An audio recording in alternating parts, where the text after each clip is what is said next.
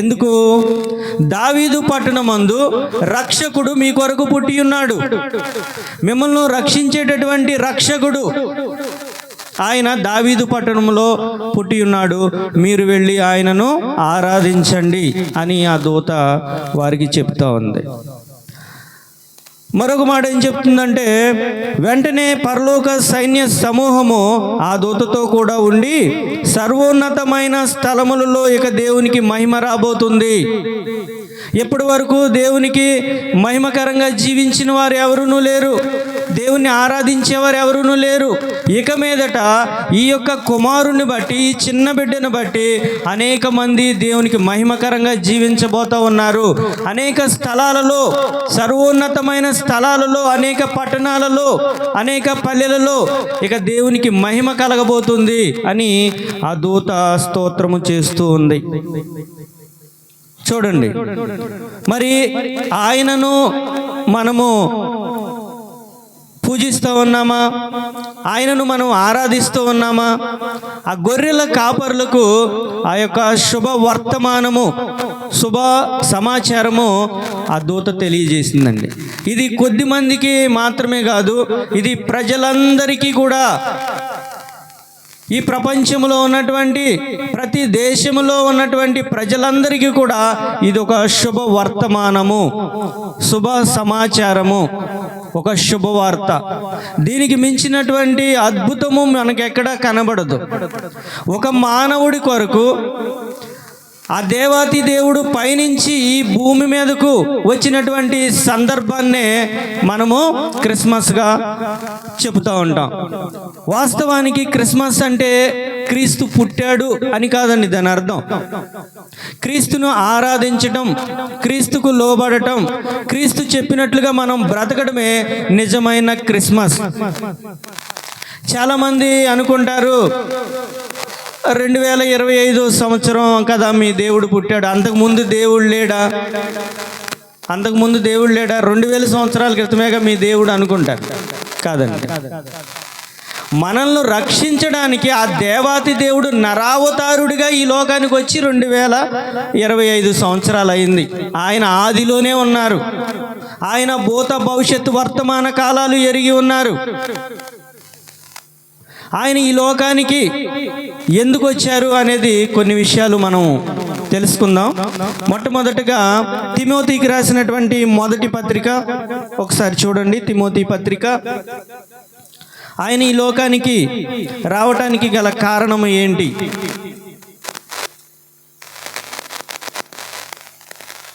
తీసారా? తిమోతి పత్రిక 1వ అధ్యాయము 15వ వచనం తీసారమ్మా? తిమోతికి రాసిన మొదటి పత్రిక 1వ అధ్యాయము 15వ వచనం, పాపులను రక్షించుటకు క్రీస్తు యేసు లోకములోనికి వచ్చెను. చాలు. ఎందుకు వచ్చారటండి? క్రీస్తు పాపులను రక్షించుట కొరకు.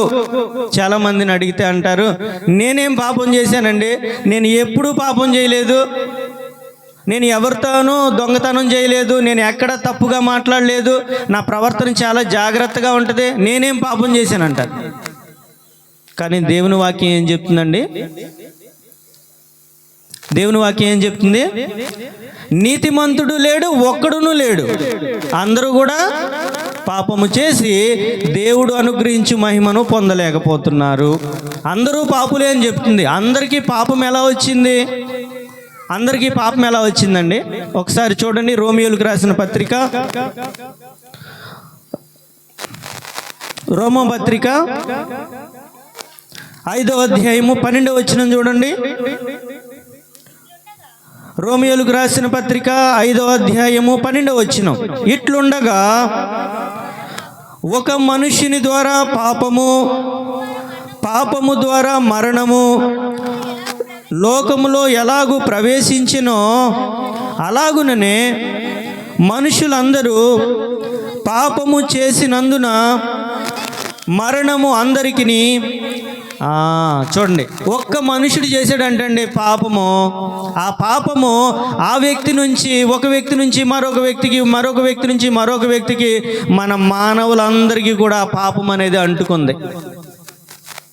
ఒక మనుషుని ద్వారా పాపము, పాపము ద్వారా మరణము లోకములోనికి వచ్చింది. ఎవరండి ఆ మనుష్యుడు? ఆ ఘనుడు ఎవరు?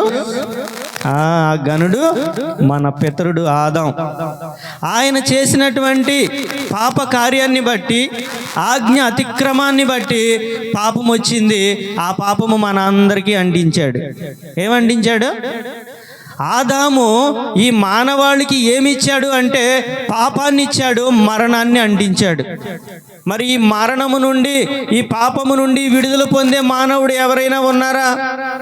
పాపాన్ని నేను జయించగలను, మరణాన్ని నేను ఓడించగలననే మానవుడు ఎవరైనా ఉన్నారా? ఎవరునూ లేరు. అందరూ కూడా మరణము అందరికీ సంప్రాప్తమాయను.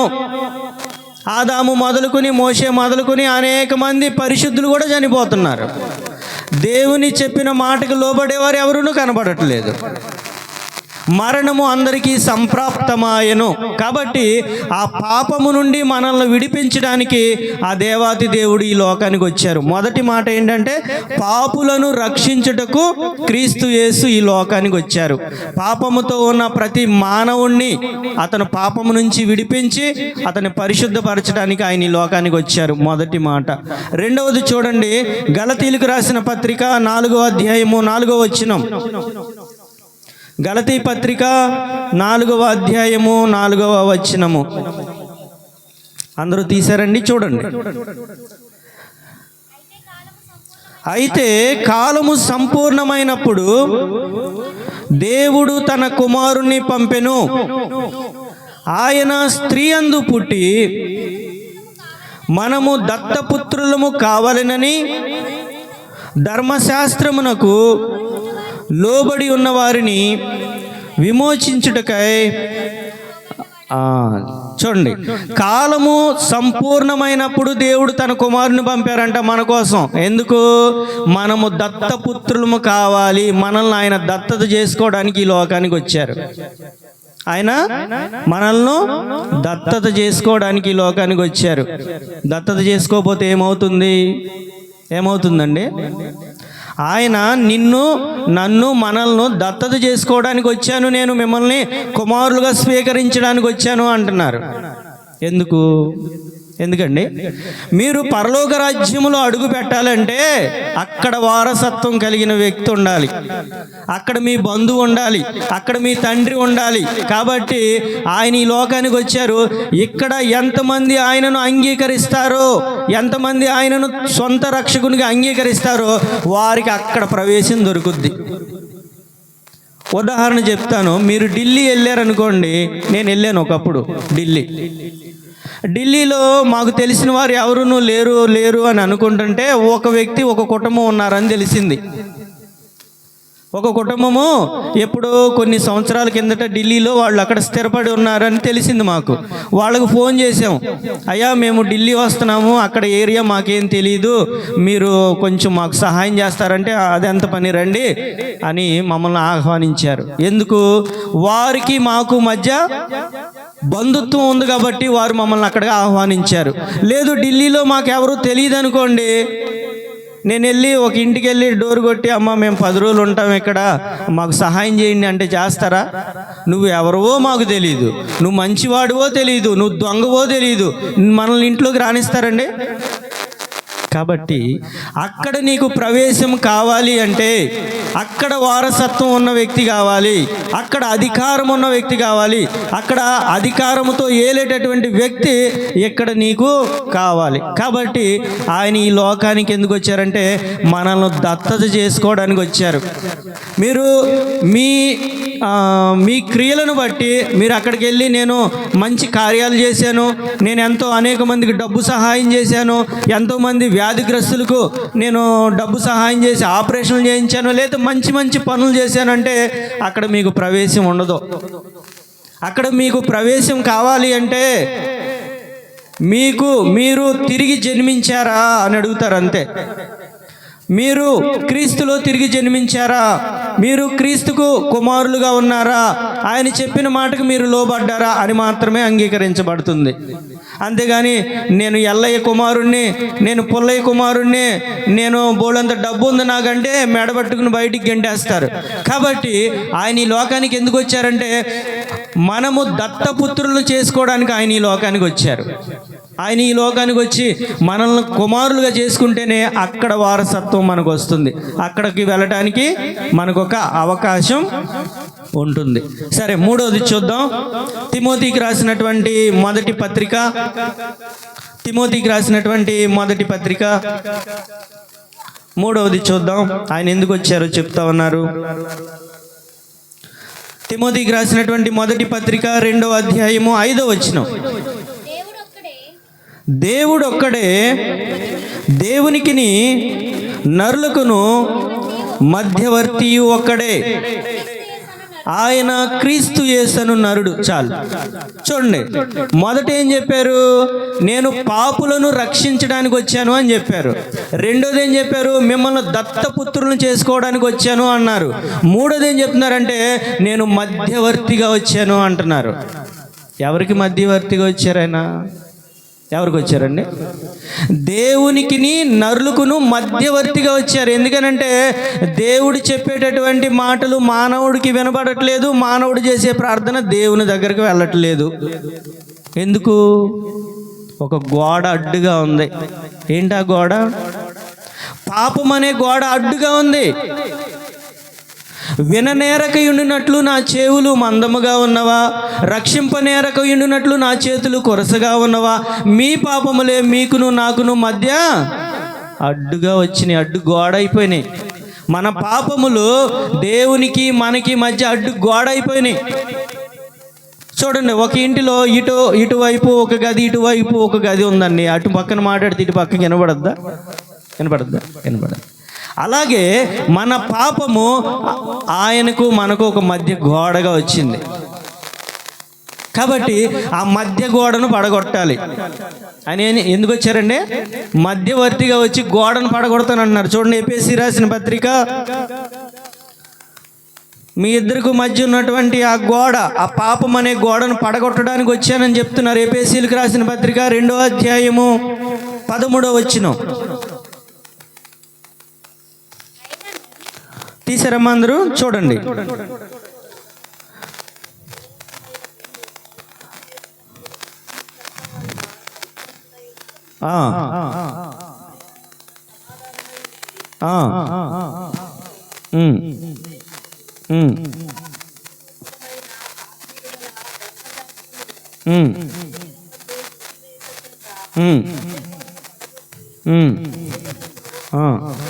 ఏం చేశారంట? మధ్య గోడను పడగొట్టి మన ఉభయులను ఏకం చేశారు. ఉభయులు అంటే ఎవరు? దేవుణ్ణి మన మధ్య మనల్ని ఇద్దరిని కలిపారు. ఆయన మనల్ని దేవునికి నరులకి మధ్యగా ఉన్నటువంటి గోడను పడగొట్టి మన ఉభయులను, దేవునిని మానవుని ఏకం చేశారు. అక్కడి నుండి పడిపోయాడండి మానవుడు భూమి మీదకి.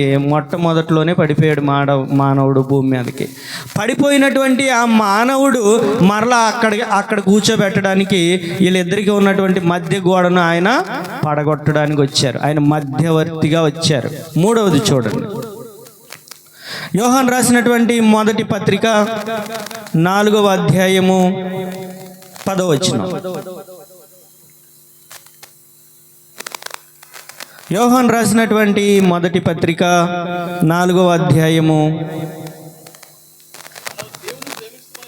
10వ వచనం. మనము దేవునిని ప్రేమించితిమని కాదు, తానే మనలను ప్రేమించి మన పాపములకు ప్రాయశ్చిత్తమై ఉండుటకు దేవుడు తన కుమారుని పంపారు. ఎందుకు పంపారటండి?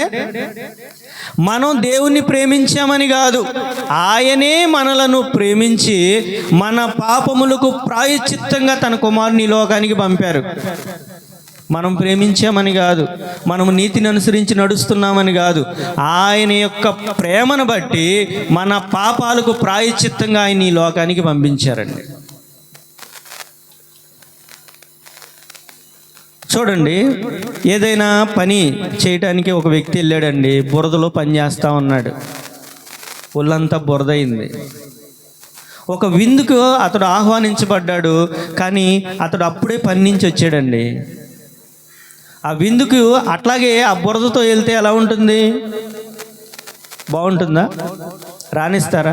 పల్లెటూళ్ళలో అయితే రానివ్వచ్చు, కానీ ఈ సిటీలో చక్కగా ఒక మంచి కళ్యాణ మండపంలో ఒక వివాహం జరుగుతుంది, ఒక విందు జరుగుతుంది అనుకోండి, మురికి అయిపోయిన బట్టలు బురదగా ఉందండి, నేను వెళ్ళిపోతాను, నాకు ఆహ్వానం ఉందంటే వెళ్ళనిస్తాడా? సెక్యూరిటీ వెళ్ళనిస్తాడా? నీ పాపము ఇక్కడే కడగబడాలి. నీ అవిధేయత లేకపోతే నా అవిధేయత, మన పాపము ఎక్కడ కడగబడితే కానీ అక్కడికి వెళ్ళటానికి నీకు ప్రవేశము దొరుకుతుంది, లేకపోతే నిన్ను వెళ్ళనివ్వరు. అందుకోసము ఆయన మన పాపాలకు ప్రాయశ్చిత్తంగా తన రక్తము ద్వారా మనల్ని కడిగి పవిత్రపరిచి మనల్ని పరిశుద్ధపరచడానికి దేవుడు తన కుమారుని ఈ లోకానికి పంపారు. దేవుడు ఎందుకు పంపారండి ఈ లోకానికి?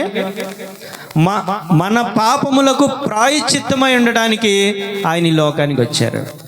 చూడండి, ఒక మానవుడి ద్వారా ఈ లోకానికి పాపం వచ్చింది, ఆ పాపము ద్వారా మరణం వచ్చింది. అలాగే మరొక మానవుడి ద్వారా, మొదటి ఆదాము ద్వారా మరణం వచ్చింది, ఈ కడపటి ఆదాము ద్వారా నిత్య జీవం వచ్చిందండి. ఈ కడపటి ఆదాము అంటే ఎవరు? కడపటి ఆదాము అంటే యేసు ప్రభువారే. ఆయన ద్వారా మనకు నిత్య జీవం వచ్చింది, నిత్య రాజ్యానికి మనం ప్రవేశము ఏర్పడింది. అందువలన ఆయన చెప్తున్నారు, నేనే మార్గము. నీవు పరలోకానికి వెళ్ళాలంటే మార్గాన్ని నేనే. నువ్వు ఏ రూట్లో వెళ్ళినా సరే నువ్వు ఆ రాజ్యానికి వెళ్ళలేవు. అందుకోసమే నేను ఈ లోకానికి వచ్చాను. చూడండి, యోహాను రాసిన యోహాను సువార్త చూడండి. యోహాను సువార్త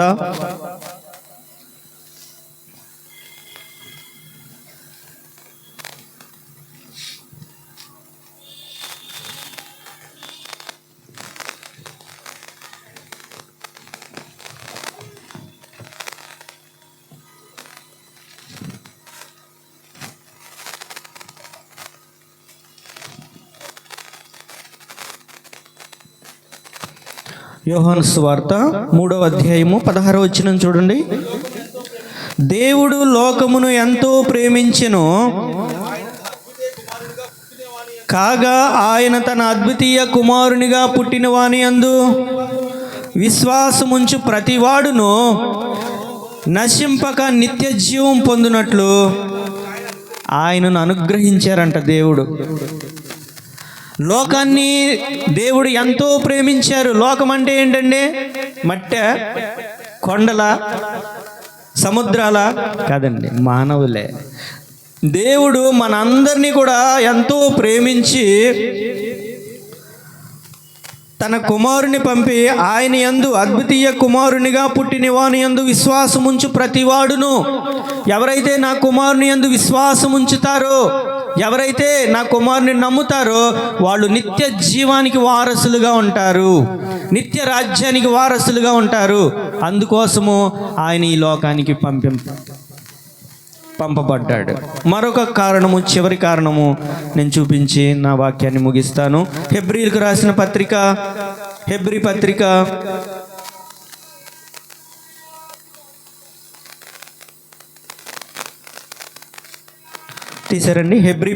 2వ అధ్యాయము 14వ వచనం. కాబట్టి ఆ పిల్లలు రక్తమాంసములు గలవారైనందున ఆ ప్రకారమే మరణము యొక్క బలము గలవానిని, అనగా అపవాదిని మరణము ద్వారా నశింప చేయుటకును, జీవిత కాలమంతయు మరణ భయము చేత దాస్యమునకు లోబడిన వారిని విడిపించుటకును ఆయన కూడా రక్త మాంసములలో పాలినవాడాయను. చూడండి, దేవుడికి అసాధ్యమైనది ఏదైనా ఉందా? అండ్ ఉందండి. ఆయన ఒక్క మాట సెలవిస్తే అపవాది పూర్తిగా నశించిపోతుంది. కానీ ఆయన ఎందుకు ఒక మాట చెప్పకుండా తానే ఈ లోకానికి వచ్చారు? ఏమండి చెప్పండి. ఆయన ఒక్క మాట చెబితే అపవాది కానీ అపవాది సైన్యం కానీ ఎవరైనా సరే నశించిపోతారు. కానీ తానే ఎందుకు దిగి వచ్చాడు? ఎందుకు దిగి వచ్చారు? చూడండి, అపవాది దేవుడు దేన్నైతే చేసి సంతోషించాలి అనుకున్నారో ఆ పనిని అపవాది పాడు చేసిందండి. పాడు చేసి అంటుంది అపవాది, నీ కుమారులు అన్నావు కదా, వీరు నన్ను మహింపరుస్తారన్నావు కదా, వీరు నన్ను హత్తుకుంటారు, నా తండ్రి అబ్బా తండ్రి అని నన్ను పిలుస్తారు అన్నావు కదా, చూడు వారిని ఏం చేస్తానో, వారిని నా రూట్లోనికి లాక్కుంటాను, వారిని నిత్య జీవానికి నువ్వు పంపుతానన్నావు కదా, నిత్య నాశనానికి నేను నడిపిస్తానని అపవాది దేవునితో సవాలుకరంగా మాట్లాడుతుంది. అప్పుడు దేవుడు ఏం చేశారంటే, అపవాదిని మరణము ద్వారా నశింప చేయుటకును జీవితకాలం అంతయు మరణ భయము చేత మానవుడు దేనికి భయపడతాడండి? దేనికి భయపడతాడు? మరణానికి భయపడతాడు. అపవాది యొక్క బలం ఏంటి? మరణం. మరణము ద్వారా మనల్ని భయపెడుతుంది అపవాది. అపవాదిని మరణము ద్వారా నశింపచేయుటకును జీవితకాలం అంతయు మరణ భయముతో ఉన్నటువంటి మానవాళిని రక్షించడానికి ఆయన కూడా రక్త మాంసములలో పాలివాడిగా ఈ లోకానికి వచ్చాడు.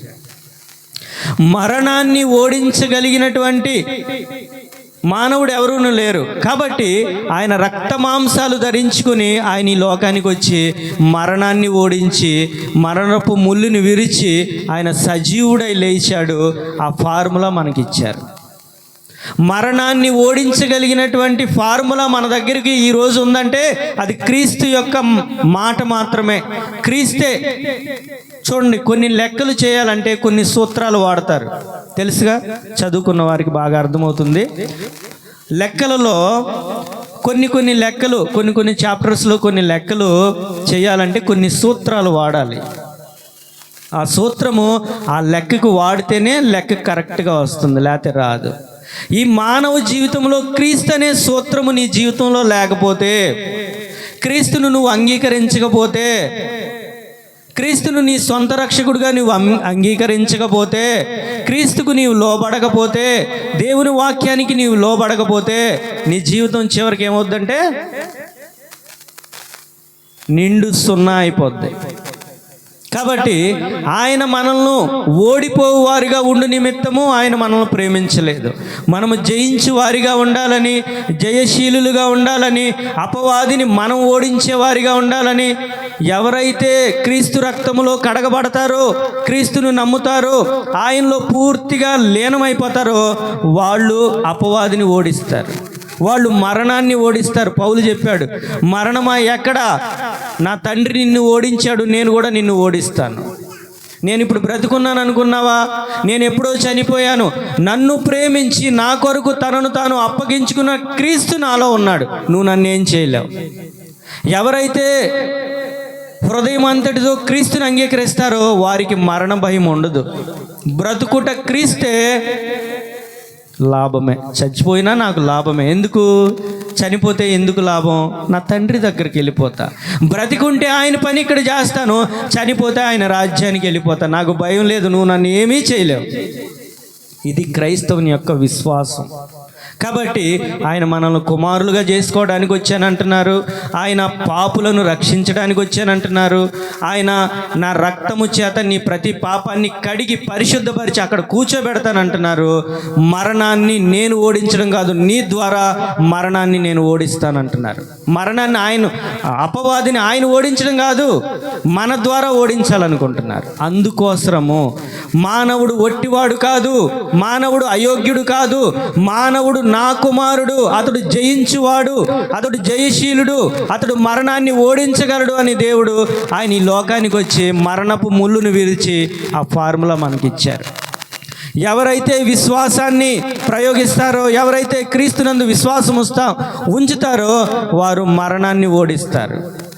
కాబట్టి ఈ రోజున ఆయన బాలుడిగా పశువుల పాకలో రిక్తుడిగా ఏమీ లేని నిస్సహాయ పేద స్థితులు ఈ లోకానికి ఎందుకు వచ్చారంటే మనము దరిద్రులుగా ఉన్న మనల్ని ధనవంతులు చేయడానికి, మనల్ని పరలోక భాగ్యము, పరలోక రాజ్యంలో కూర్చోబెట్టడానికి ఆయన ఈ లోకానికి వచ్చారు. కాబట్టి మనము ఆయనకు లోబడదాం, ఆయన చెప్పిన విధంగా బ్రతుకుదాం, క్రీస్తుకు సమస్తము మనం అప్పగిద్దాం. ప్రార్థన చేసుకుందాం. పరిశుద్ధుడు అయిన మా తండ్రి, ఇప్పటి వరకు నాయన మీరు కొన్ని విషయాలు మీరు నాతో మాట్లాడించినందుకే వందనాలు. మేము వట్టివారిగా ఈ లోకం నుంచి వెళ్ళివారంగా ఉండక మిమ్మల్ని సంపాదించుకుని నాయన క్రీస్తు రక్తములో మేము కడగబడి మేము జయించు వారిగా ఈ లోకం నుంచి వెళ్ళాలని, మీ రాజ్యానికి వారసులుగా ఉండాలని, మమ్మల్ని దత్తపుత్రులు చేసుకోవాలని, మా ప్రతి పాపాన్ని కడిగి పవిత్రపరచాలని మీరు ఈ లోకానికి వచ్చారు ప్రభువా. నేను పూర్తిగా మిమ్మల్ని నమ్ముతున్నాను, మిమ్మల్ని అంగీకరిస్తున్నాను, పూర్తిగా మీకు లోబడుతున్నాను నాయన. మీరు మమ్మల్ని జ్ఞాపకం చేసుకోమని, వచ్చిన ప్రతి ఒక్కరిపైన మీ దయగల హస్తం ఉంచమని, మా ప్రియుడును రక్షకుడు నైనా నజరేయుడైన యేసు నామమున ప్రార్థించి బ్రతిమలాడి వేడుకొనుచున్నాము తండ్రి. ఆమేన్.